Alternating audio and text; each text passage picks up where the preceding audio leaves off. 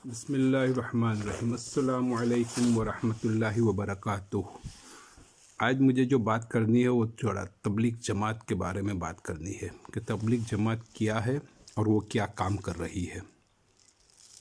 तबलीग जमात तो मेरे भाइयों अजीज़ों, इस्लाम एक शांतिमय धर्म है।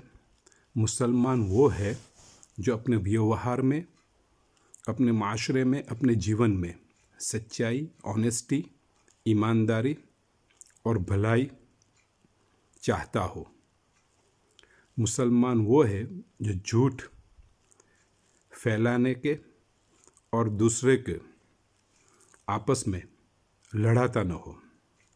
मुसलमान वो है जो न झूठ फैलाता हो और न आपस में दूसरे को लड़ाता हो, न झूठी गवाही देता हो और न अपने फ़ायदे के लिए लांच, रुश्वत की हराम कमाई कमाता हो। अपनी वाहवाही, अपनी टीआरपी बढ़ाने के लिए झूठ का सहारा लेके, ऐसा झूठ जिससे एक झूठ दूसरे झूठ से आपस में भिड़ जाए, आपस में नफ़रत करने लगे और झगड़ा करने लगे, ऐसे झूठ को फैलाने वाला मुसलमान नहीं हो सकता। बल्कि इस्लाम ने ऐसे लोगों को मुनाफिक कहा है या नीच दर्जे का फासिक, धोखेबाज, दुराचारी कहा है। अल्लाह हम सब की हिफाजत करे। इस वक्त जिस महामारी में हम सब जी रहे हैं, कोरोना जैसे वायरस, कोविड-19 जैसी बीमारी से हम पूरी दुनिया एक होकर लड़ रही है। ऐसे हालात में कुछ मीडिया और कुछ मीडिया के कुछ एंकर अपनी खुद की टीआरपी बढ़ाने के लिए और कोई एक पक्ष को खुश करने के लिए उनकी चापलूसी में कोई एक कौम को टारगेट बना के उनका इस्तेमाल करती है। ये बहुत ही निंदा के पात्र है। खैर, इंशाल्लाह इसके ऊपर भी मैं कभी बात करूँगा। अभी जो मुझे बात करनी है कि तबलीग जमात क्या है और वो क्या काम कर रही है। तबलीग जमात ये 90 साल से भी पुरानी एक संस्था है जो पूरे मुल्क के अंदर में काम कर रही है। तकरीबन 120-140 से भी ज़्यादा मुल्कों में उसका सेंटर है। और इस काम के अंदर में बड़े बड़े लोग, डॉक्टर, इंजीनियर, बिजनेसमैन, दुनिया के दौलतमंद लोग, क्रिकेटर, सिंगर और गरीब से गरीब भी सब मिल के इस काम के अंदर में जुड़े हैं।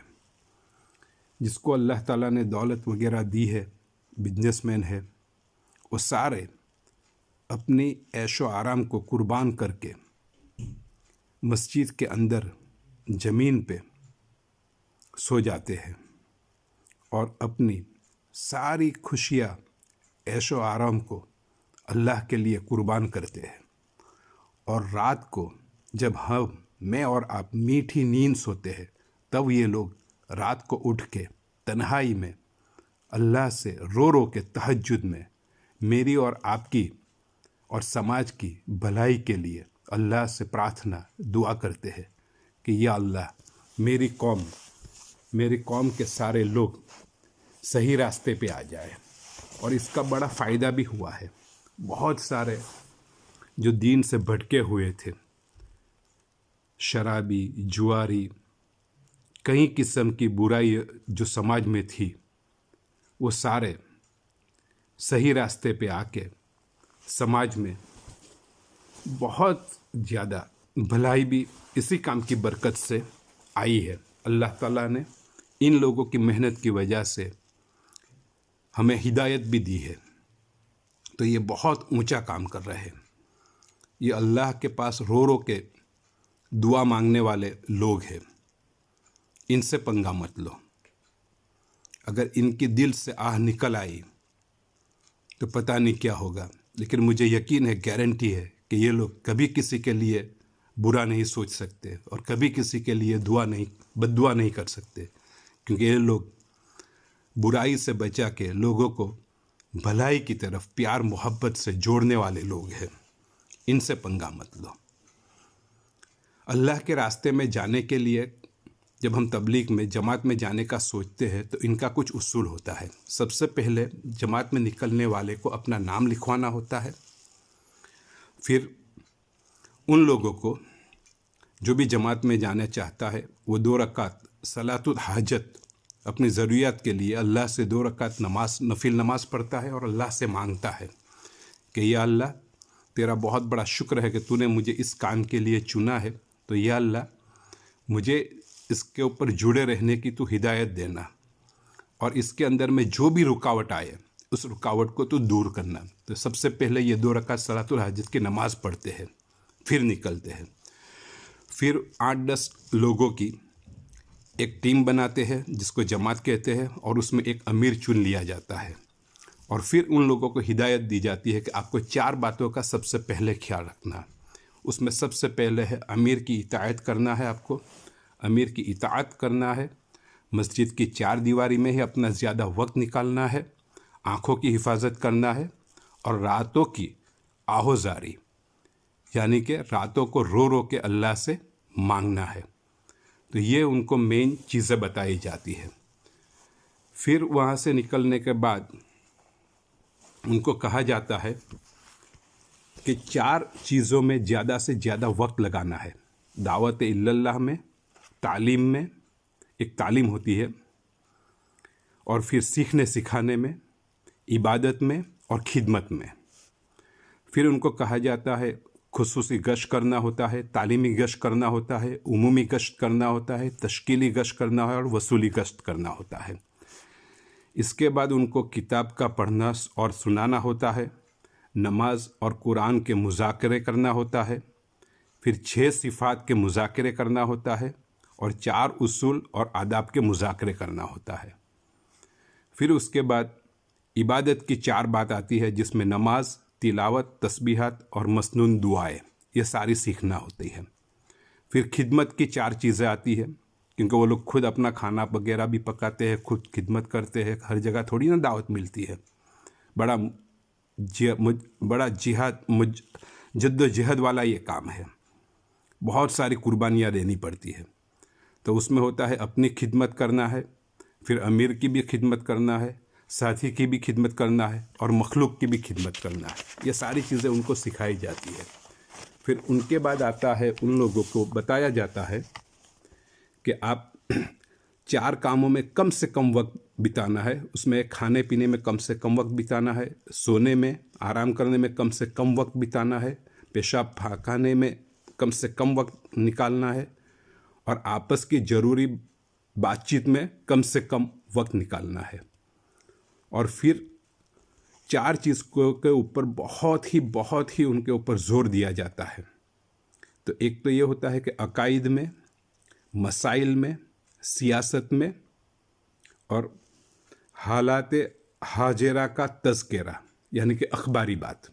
तो ये 4 चीज़ में बहुत जोर दिया जाता है कि आप किसी भी मस्जिद में चले जाओ तो अकाइद में आप मत पढ़ना, किसी मसले मसाइल में मत पढ़ना और सियासत राजकारण की बातों में मत पढ़ना और अखबारी बातों में बहस मत करना उस बस्ती वालों के साथ।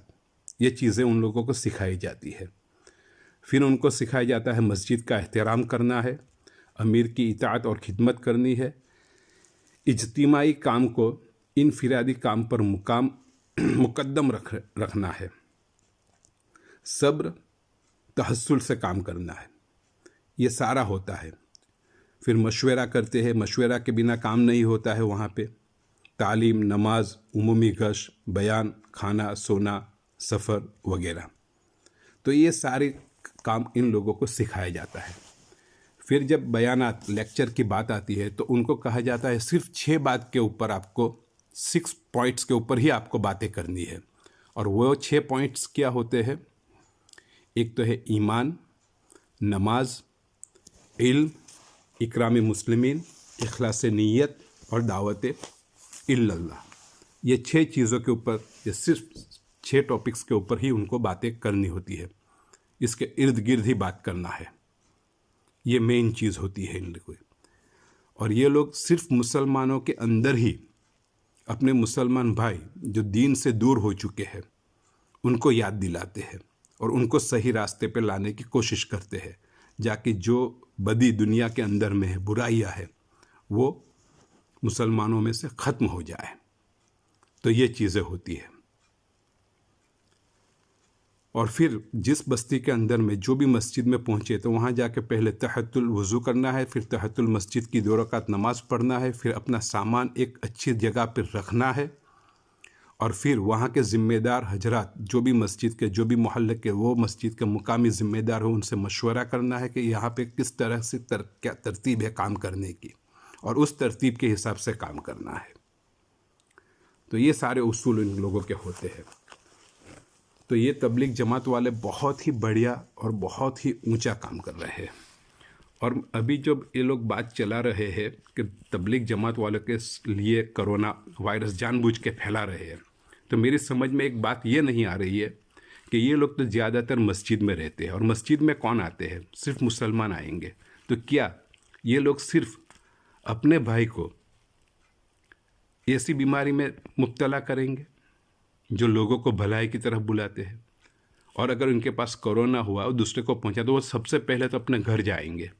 तो अपने घर पे जाके क्या अपनी माँ, बहन, बाप, भाई, बीवी, बच्चे, उनको ये बीमारी देंगे? ये लोग तो सिर्फ मस्जिद में जाएंगे ना, या अपना घर पे जाएंगे। तो कहाँ पे वो लोग बीमारी फैला रहे हैं? अपने ही लोगों के अंदर में फैलाएंगे।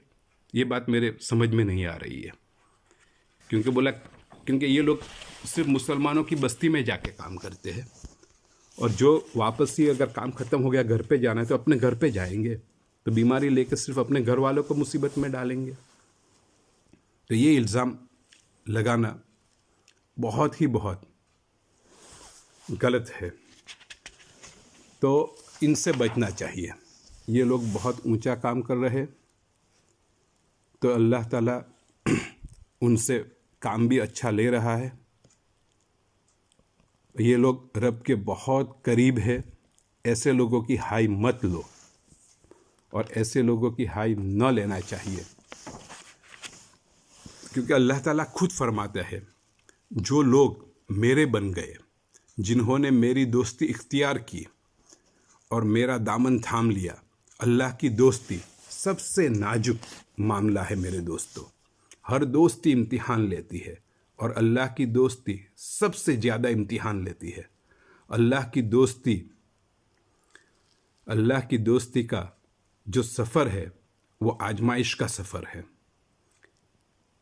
ऐसी दोस्ती नहीं जो आराम से एसी कमरे में बैठ के अपनी टीआरपी के लिए, अपनी वाहवाही के लिए और दौलत इकट्ठी करने के लिए, किसी की चापलूसी करने के लिए दोस्ती कर ली और खुद का फ़ायदा उठा लिया, चाहे दुनिया वाले का, आम लोगों का, जो भी हाल हो, चाहे आपस में लड़ मरे।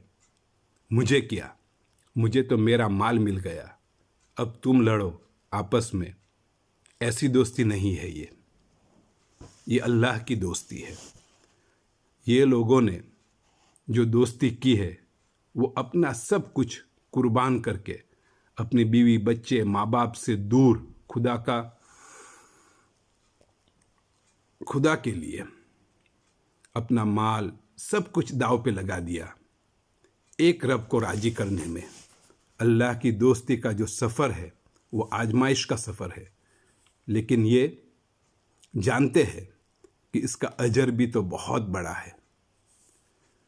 अल्लाह ताला खुद फरमाते हैं और फरमाया, जो मेरे दोस्त बन गए, जिन्होंने मेरी मोहब्बत का रास्ता इख्तियार किया, फिर इस रास्ते में आने वाले मसाइल और आने वाली मुसीबत का सामना, उनके कदम डगमगाए नहीं, वो तन्हा हो गए दुनिया में मुझ तन्हा के लिए, वो अकेले हो गए दुनिया में मुझ अकेले के लिए।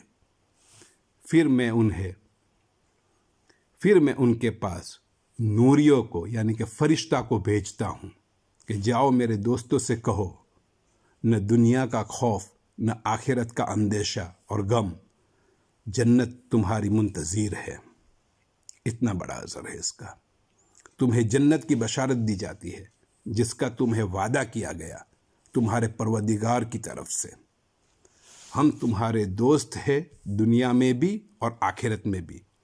दुनिया में तुम इस तरह जिए जैसे हमने चाहा। अब हम आखिरत में आपको वो देंगे जो आप चाहोगे। ये तुम्हारे गफूरुर रहीम रब की तरफ से फैसला है, ऐलान है। ये खुद अल्लाह कहता है ऐसे दोस्तों के लिए। अब इस वक्त ये इल्ज़ामात वगैरह एक खौफ का माहौल है, तो कुछ लोग घबराए हुए हैं, गम में है, तज़किरा हो रहा है क्या होगा और न जाने क्या होगा। तो मेरे भाइयों, मेरे अजीज़ों, घबराने की ज़रूरत नहीं है, क्योंकि इस तरह तो होता है इस तरह की बातों में। इस तरह तो होता है इस तरह की बातों में। और जब इश्क के सफ़र में जब इब्तिदाई मुसीबत की घड़ी आती है तो फिर इश्क पर शबाब आता है, जवानी आती है। राह वफ़ा में हर सुई कांटे, राह वफ़ा में हर सुई कांटे, धूप ज़्यादा साए कम। और इस राह पर चलने वाले खुश हुए पछताए कम। कोई परवाने से पूछे परवाने से, परवाने की मैं बात कर रहा हूँ, परवाना, गीदड़ की नहीं, न कौवे की न तोते की, परवाने की बात। कोई परवाने से पूछे, शाह इस्माइल शहीद रहमतुल्लाह अलैह जैसे परवाने, हुसैन अहमद मदनी रहमतुल्लाह अलैह जैसे परवाने, माल्टा की जेल में देश की आज़ादी के लिए अंग्रेज़ों के सामने न झुकने वाले वो मुसलमान उलमाए दीन, वो मुसलमान परवाने से पूछो। मोइनुद्दीन चिश्ती रहमतुल्लाह अलैह जैसे परवाने, हज़रत इलियास कांदलवी रहमतुल्लाह अलैह जैसे परवाने, हज़रत जी यूसुफ रहमतुल्लाह अलैह जैसे परवाने से पूछे कि जिनके इश्क में राई जैसे दाने के बराबर भी शुबा नहीं, शक नहीं। कोई परवाने से पूछे, इश्क के सफ़र में जलने का मज़ा क्या है, कितनी जद्दोजहद की है इन हमारे अकाबिरों ने समाज को, कौम को सीधी राह, सच्चाई की राह पे लाने के लिए। और अभी भी ये तबलीग जमात वाले परवाने कितनी जद्दोजहद, कितनी कुर्बानियों के बाद हम तक दीन पहुंचा रहे हैं। क्या क्या ताने सुनते हैं, अपना घर बार, बीवी, बच्चा, माल, दौलत सब कुछ कुर्बान करके, ये सिर्फ अल्लाह को राज़ी करने के लिए और हमारे अंदर दीन आ जाए, ये मेहनत में लगे हुए हैं। ऐसे लोगों की हाय हम ले रहे हैं, अल्लाह हिफाजत करे हम। अब इस वक्त जो एक कौम को टारगेट किया जा रहा है, सब हुक्मरान आंखें झुकाए बैठे हैं, आंखें कान बंद करे बैठे हैं। समझदार लोग भी गूंगे बहरे बने बैठे हैं। जैसे सबको पता है कि झूठ फैलाया जा रहा है एक साजिश के तहत। बहुत सारे वीडियो फर्जी निकल रहे हैं, लेकिन मेरे तबलीगी भाइयों, मेरे मुसलमान भाइयों, घबराइए मत, सब्र करिए, अल्लाह पे भरोसा रखिए। बहुत जल्द सच्चाई सामने आ जाएगी, सच्चाई लोगों के सामने आएगी, सच्चाई लोगों को समझ में आ जाएगी। बस सब्र करिए, हिम्मत करिए और अपने अखलाक न छोड़िए, लोगों की खिदमत करते रहिए। हमारा जो काम नबी सल्लल्लाहु अलैहि वसल्लम की सुन्नत लोगों से भलाई करना है, वो भलाई को करते रहिए, फिर यकीनन अल्लाह की मदद आएगी, बहुत जल्द आएगी, अल्लाह की मदद आएगी। लेकिन अल्लाह की मदद हमारे ख्वाहिशात के मुताबिक नहीं, अल्लाह की हिकमत के मुताबिक आएगी। अल्लाह फरमाते हैं कि क्या तुमने सोच लिया कि इतनी बड़ी जन्नत आसानी से मिल जाएगी, यूं ही जन्नत में चले जाएंगे? और क्या तुम पे वो हालात नहीं आए जो इश्क खुदावंदी का सफ़र करने वाले तुमसे पहले के आशिक़े खुदा पर ये हालात नहीं आए और वो कितने आजमाए गए। तो आजमाइशें आएगी, आजमाइशों से घबराना नहीं है। अपने अपने मर्तबे के मुताबिक आजमाया जाता है। जितना मर्तबा बड़ा, आजमाइश भी उतनी बड़ी। इंशाअल्लाह कभी इस बात पर भी मैं बात करूँगा कि किस पर क्या, कहाँ और किस वक्त आजमाइश आई।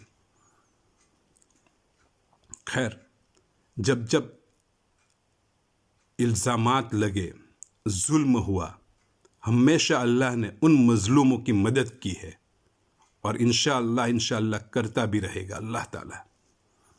भाइयों और अजीज़ों प्यारों, किसी की अज़मत और आज़ीज़ी के लिए मज़लूमी भी ज़रूरी है। मज़लूमी और जुल्म पे सब्र के बाद जो अल्लाह अज़मत देते हैं उसका मज़ा ही कुछ और है। और वो अज़मत का क्या पूछना।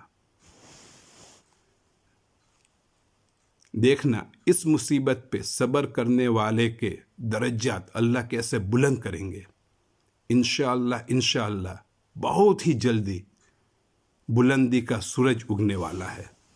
बस सब्र करिए, हिम्मत करिए, अपने अखलाक को न छोड़िए और इस काम को करते रहिए। इंशाअल्लाह अल्लाह की मदद आएगी। ये जो समझना है वो समझे। उसके लिए तो सिर्फ़ एक ही बात है कि तेरे दिल से मेरा खुलूस दिल न झलक सका तो मैं क्या करूं। तेरे दिल से मेरा खुलूस दिल न झलक सका तो मैं क्या करूं। मेरे अक्श की तो खता न थी, तेरे आईने का गुबार था।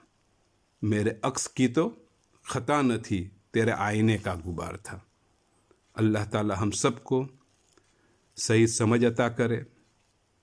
और मेरे तमाम भाइयों को भी गुजारिश है कि पहले हम सच्चाई को जाने, सच्चाई को समझे, फिर हम एक दूसरे के ऊपर उंगली उठाए और फिर कोई हम फैसला करें। किसी एक की बात को हम दूसरे पक्ष की बात को सुने बिना इख्तियार न कर लें। उम्मीद है आप सब खैरियत से होंगे और अल्लाह ताला आप सबको खैरियत से रखे। अगर मैं कुछ गलत बोल गया हूँ या ज़्यादा बोल गया हूँ तो आप सबसे माफ़ी चाहता हूँ। अल्लाह हाफिज़।